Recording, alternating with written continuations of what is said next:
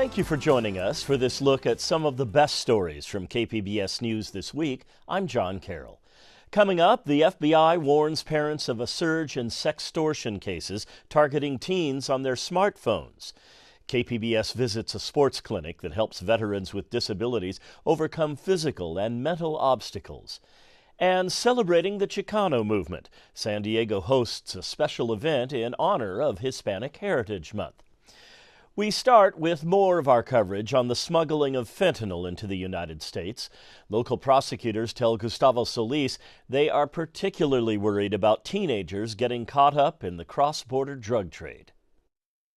It's very concerning to see these young high school kids, and they are carrying fentanyl. They have it strapped on their body, risking their own health. That is San Diego District Attorney Summer Stephan. Over the last 3 years, she has seen a steady increase in minors prosecuted for drug smuggling. For decades, Mexican drug cartels have made San Diego a key hub in their drug trafficking networks. And contrary to election year rhetoric, cartels rarely use migrants crossing illegally to smuggle fentanyl. Instead, they use people who cross the border through the official ports of entry without raising suspicion. The organizers, the organized crime that's involved is smart enough to try to select people that can cross through the border without a criminal record so that their detection is at a lower level. Fentanyl is the ideal drug for this type of smuggling.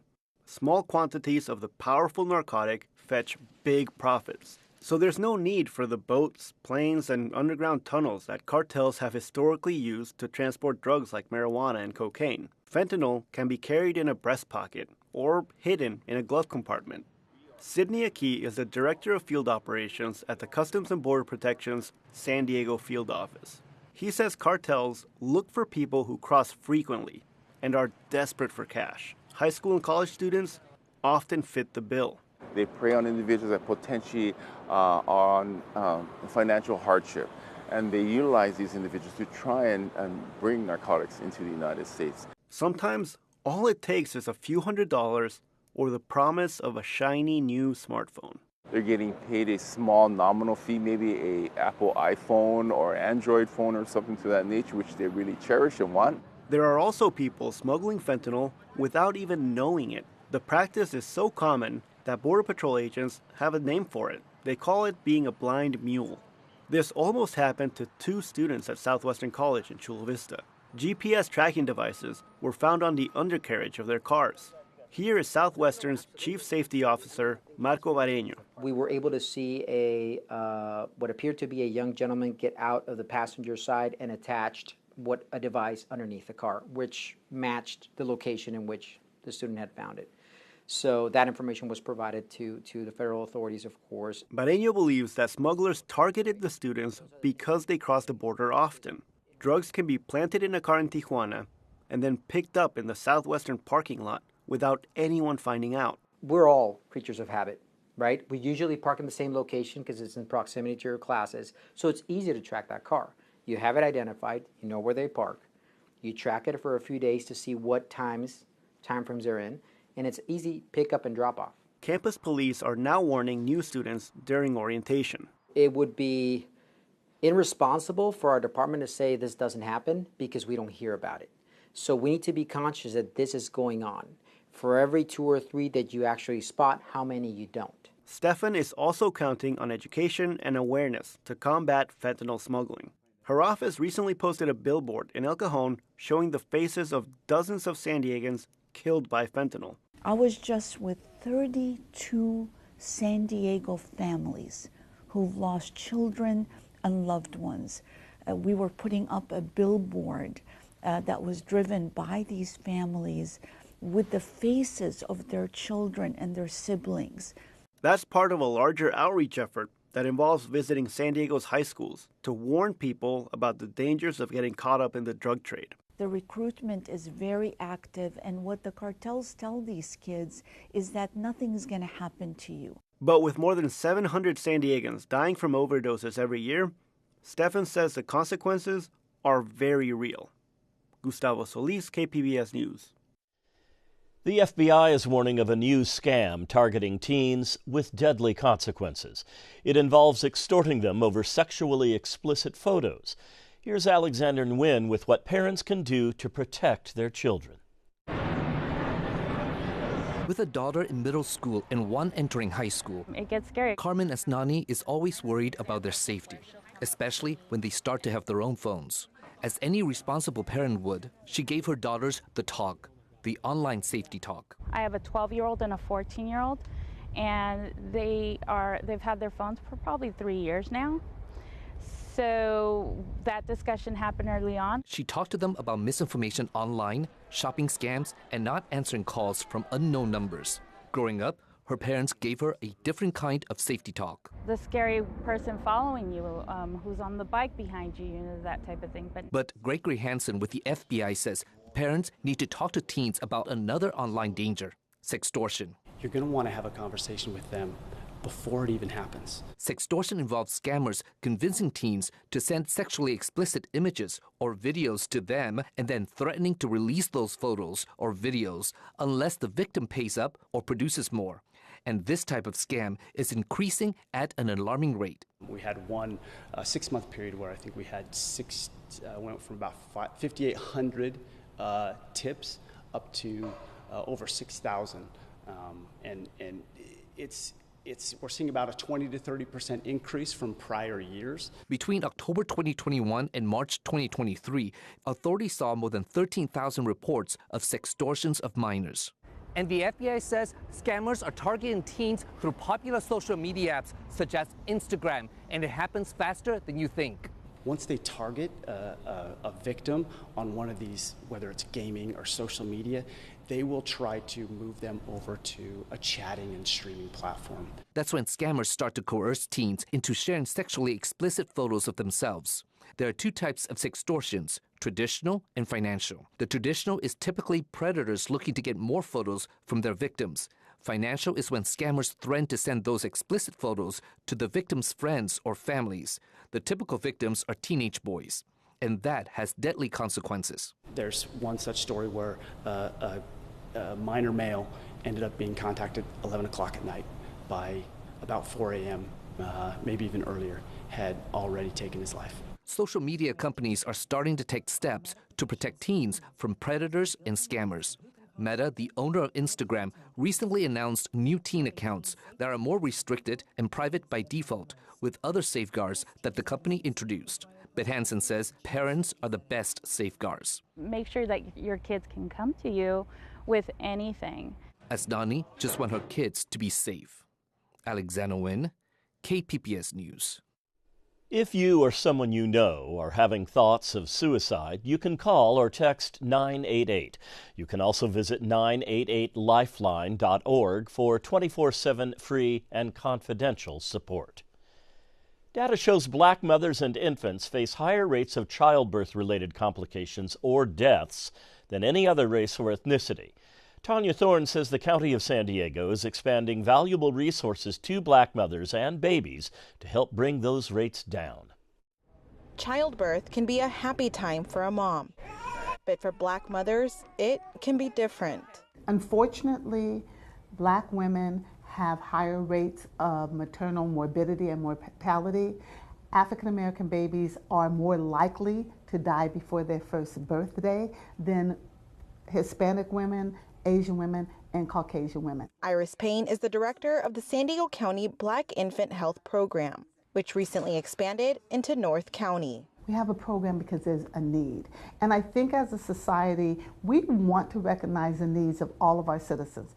If we all thrive individually, then we all thrive as a community. The goals of the program are to improve African American infant and maternal health and decrease health and social inequities. Actually work with the women to advocate for themselves when they're going to their healthcare professional. They provide those wraparound services. And actually the women, when they're in the program, they are able to develop other relationships with other women. So they're building their network of a support system for themselves. Women like Danielle Morgan and Shia Ritchie. You would think they've known each other for years, but they actually just met at the new Black Infant Health Program Center in Oceanside. Personally, being like a Black mom, I know it's really hard to find other Black moms. They're here, but I don't think they're like out and about like as easily as a lot of other like racial groups, just because there's not a lot of resources. The lack of resources and representation is what inspired Richie. When I learned that there were only 4% of Black people that represented midwifery, I knew that I had to get in there. She is studying to become a midwife. She thinks more representation could help change the mortality and morbidity rates Black mothers and infants face. Because that is the biggest way to make sure that our people are fought for in the way that the marginalized people are sought justice towards, and making sure that maternal birth rate decreases until we're no longer at a deficit. She credits programs like Black Infant Health for raising social justice awareness. The program offers new and expecting Black mothers supportive services to help advocate for themselves in their doctor's office, as well as resources. The office, located in Oceanside at 3156 Vista Way, is having a grand opening on Saturday from 1 to 4 p.m. Family portraits, activities, and food will be provided, and anyone is welcome to join. Tanya Thorne, KPBS News. We have a lot more for parents at the KPBS Families section on kpbs.org. You can find information on local events and more of our news content. More than 100 disabled veterans spent a week in San Diego last month for the VA's summer sports clinic. It's one way the department is trying to help veterans stay healthy when physical limitations make it difficult to exercise. Andrew Dyer spent time with some of the veterans, and he says they get so much more than just a workout. We're going to go in the water backwards, okay? Okay. Navy veteran Miguel Navarro is all smiles when he comes out of the cool Pacific Ocean water. Navarro is from Miami, where he says the water is much warmer. He uses a wheelchair to get around, but today he's on a surfboard. It really makes you feel like you can still do a lot of things. It brings a lot of confidence back into you. It's his second year at the VA's summer sports clinic. He's one of more than 100 veterans the VA's brought to San Diego for the clinic. VA staffers and volunteers help the veterans compete in a variety of adaptive sports, surfing, kayaking, and cycling outdoors, and one day in the gym. Sharif Al-Nahal is the VA Undersecretary for Health. You know, we've got a lot of demand for events like this. President Biden signed the PACT Act 2 years ago, and that opened more doors into the VA healthcare system than ever before. We have more than 750,000 new vets into our system just over the last 2 years, and many of them are interested in these events. The VA offers the clinics as part of each veteran's rehabilitation program. Some live with physical disabilities and others with those you can't see. VA spokesperson Damian McGee says this week, no one's talking about what they can't do. Some of them have various injuries, and depending on where they're from and who they're around, you know, maybe they are told they can't do things, maybe they are told about their limitations, but here we don't focus on limitations, we don't focus on what people can't do, we only focus on what they're capable of and how far they can go, and that's what you hear them talking about. Marine Corps veteran Damon Wilson from Vallejo, California just kayaked across Mission Bay. He uses a wheelchair and can't use his hands very well. He enjoys kayaking but says it's not easy. For me, being disabled in a wheelchair, I need a different type of mechanisms in order to get into the kayak. I have to be able to jump out of my wheelchair, transfer into the kayak. I have to set myself up in a position that I'm going to be comfortable in.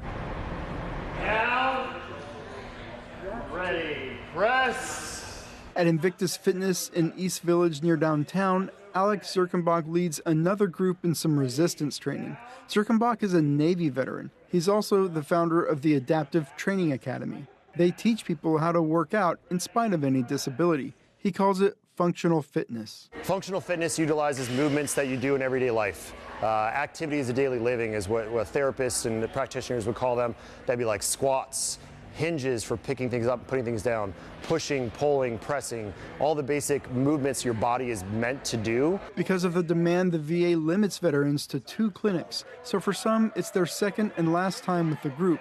It's Atlanta Navy veteran Paula Fluellen's first time. The experience to me was one of a kind. I was telling a lady earlier, I would always make sure everybody got to where they needed to go, but this was my time to get to where I needed to be. The VA says it wants veterans to bring the lessons of the clinic home and make exercise part of their routines.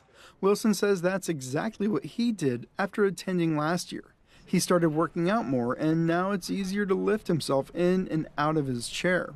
I'm able to actually be strong enough to get out with my kids. You know, I have children, and we're able to get out and we can actually go kayaking together. Wilson and his 4 kids, 3 girls and a boy, are a team. So they can help me out, and I'm able to tell them exactly what I need and where I need straps and things like that. The VA runs 6 national adaptive events across the country. There's winter sports, wheelchair games, and golf, and even a spring creative arts festival. Andrew Dyer, KPBS News. A $13 million investment in a construction facility at a local high school is paying off.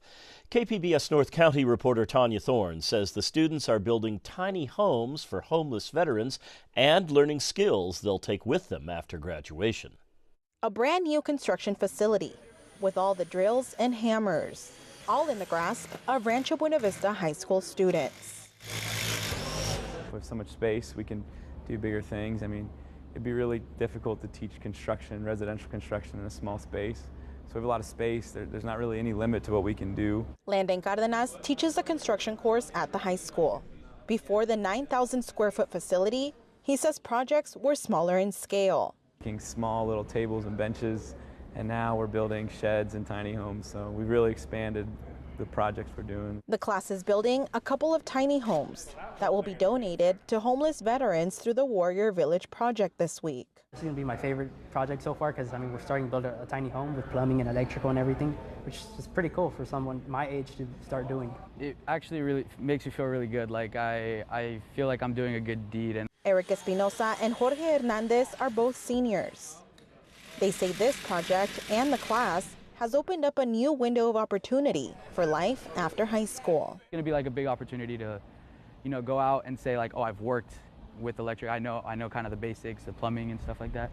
So it's going to open a lot of doors. Maybe you won't get a job as that. You might get a job as something else. But say when you're at home or anything, you need to fix your own car or some electrical problem. You can do it yourself. You don't have to pay high prices with other companies that'll help you out. Yeah, you can basically do things on your own. Cardenas says that's the goal of new hands-on courses, as well as getting real OSHA certifications and meeting with apprenticeship programs. A lot of students start to really realize that it's a viable option for them, and it's something that they can do with their future, which is something they might not have had before this class, and college isn't for everybody. I don't try to nudge students either direction. In the last 4 years, he says he's seen struggling students find a passion in school once again. It's not the normal class, they're not sitting down, they're standing up, they're using their hands, they're thinking, and they're working together. It's amazing, yeah. On Wednesday, this group of students will collaborate with other school districts and trade professionals on the Tiny Home Project. Tanya Thorne, KPBS News. This week brought us Mexican Independence Day, and Hispanic Heritage Month is also underway. Alexander Nguyen shows us how San Diego is celebrating with a new exhibit at City Hall. As Ranchero's music plays in the lobby of City Hall, community members gather to celebrate the exhibit recognizing the Chicano movement in San Diego. The exhibit is especially poignant for City Clerk Diana Fuentes. As the first Latina city clerk for the city of San Diego, this is the first year that I got to put my thumbprint on the archives exhibit. The exhibit features historical images, city records, and documents for a comprehensive view of the Chicano movement in San Diego. What I want people to get is to understand the history that happened in Chicano Park and how that has really just evolved and shaped the history of San Diego. The exhibit is a collaboration with the Chicano Park Museum and Cultural Center.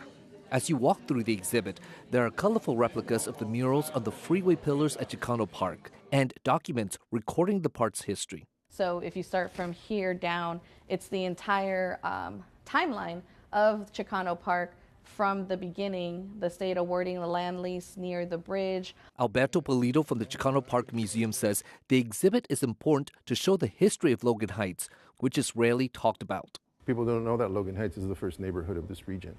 Logan Heights went through major changes through the arrival of Interstate 5 and the arrival of the Coronado Bay Bridge. It was rezoned into an industrial zone, so a neighborhood of 20,000 people vanished. Polito says that devastated the community, dividing Logan Heights from one community into two. That's how Barrio Logan came to be. Councilmember Vivian Moreno, who represents the neighborhood, says that history is recorded on the murals at Chicano Park. The vibrant murals painted on the freeway's pillars and walls depicts powerful images of social justice, resistance, and pride, reflecting the community's fight for civil rights and its deep connection to the land. Inside the exhibit, there is an interactive installation telling the story of the impact of the Chicano movement in San Diego. Afterward, visitors are asked to reflect on what they would have done in the Chicano movement era and leave a note on the decision tree, which will become a part of the exhibit that's running through October 18th. Alexander Nguyen, KPBS News. You'll see a lot more political coverage on KPBS, and it goes beyond the upcoming election. We recently launched a new project called Public Matters. We will explore how we engage over politics and how government impacts our lives. We'll talk about democracy and threats to it. KPBS's Public Matters reporter Amitha Sharma explored these ideas with one of our partners on the project, Voice of San Diego's Scott Lewis.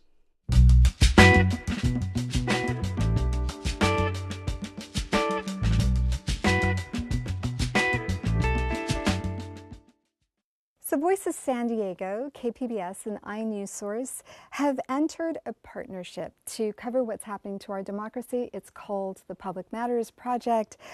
What are your hopes for it? Well, I think that there is a lot that goes into making this community the way that it is, and a lot of that is super complex. And I think that creates this distance between the vast majority of people in San Diego and the people who run things. And I see our role as a translator, making all that stuff accessible, because you can't really be involved in your community unless you understand that stuff.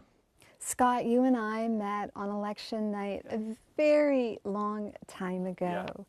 At the time, the local news landscape looked very differently. The San Diego Union Tribune was flush with reporters. They had bureaus across the county. Commercial TV stations had reporters at every big news story. We're in the midst of a high-stakes presidential election. We're in campaign season locally, also very important. How would you describe the state of local journalism today? Well, there has been a massive and painful contraction of the resources and the number of people involved in local journalism, involved in telling stories, in explaining and deciphering all that's happening in public affairs. Now, some of it is natural, right? We don't need people who just take information from one source and give it to the other, because the machines can do that. There's a lot of information available online and directly from the source. What we still need, though, and what we're losing too fast, are the people who find out what leaders don't want to say or make sense of what they do want to say. And I think that that's the scary part, and that's what we've all worked to try to replace or try to grow in a different way. I think that that we are at a moment, a big moment for the nation and for San Diego. I think our housing crisis, our cost of living crisis, our homelessness crisis, all of the issues that go along with law enforcement and the environment and in San Diego, those are big issues that we need a lot of leadership on.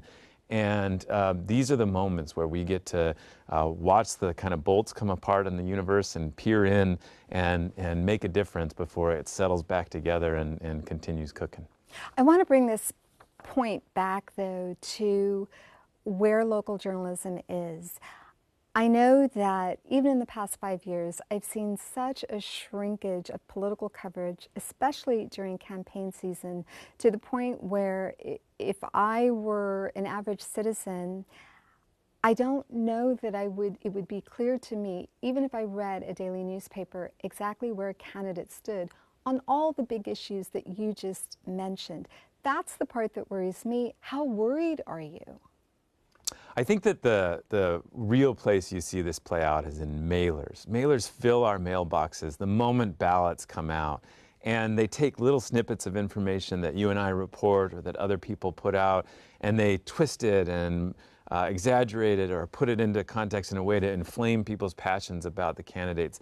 And that's just an awful way to learn about local politics. And yet it's probably responsible for the vast majority of information that people have when they go into the voting booth. And that is not great, and that's scary. On the other hand, I think that the people who want to know, they do have access to that information. What we've got to do is build that bridge, right? Make sure it's accessible. Everybody's news information system right now is coming through feeds, and we got to make sure that we're in those feeds along with the random TikTok guy or the social media influencer, and we got to be there and be present and make sure that people have access to great information as easy as the bad information comes to them. I want to close this out, though, with the topic that we started this discussion with, and that is democracy. So much has been made about how polarized we are as a country. Have you seen any evidence of that division at the local level in San Diego County? Oh, of course. It is really bad. People who used to be friends not talking to each other. Now, I think we need to keep this in context. Back in the early part of the 20th century, there was regular political violence, bombings, and we're not in that world right now. But we are at a moment where people are living in different realities. Local, we're able to get through that because local is right here. You can see a pothole, you can go to a school, you can see a fire. And I think that gives us the opportunity to create bonds between people who are in different realities better than they can nationally, but it's still a major challenge. Scott Lewis, thank you so much for speaking to me today. Anytime, thanks. Again, Public Matters is now available on all KPBS platforms. To explore all the stories and sign up for updates, visit kpbs.org/publicmatters. We hope you enjoyed this look at KPBS News this week. I'm John Carroll. Thank you for joining us.